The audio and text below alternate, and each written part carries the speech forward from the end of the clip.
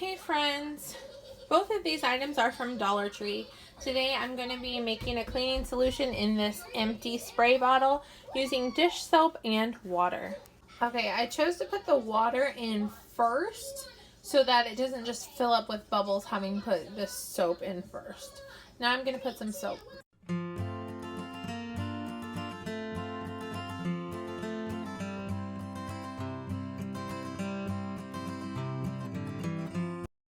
Okay, so as you can see, I put in soap in the water.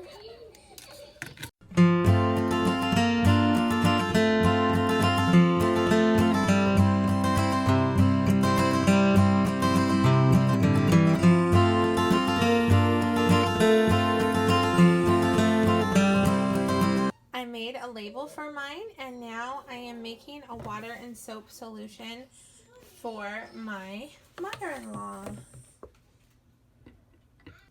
Soap and water for me, jabón y agua for my mother-in-law. Jabón y agua is soap and water in Spanish. Thank you. Have a good day.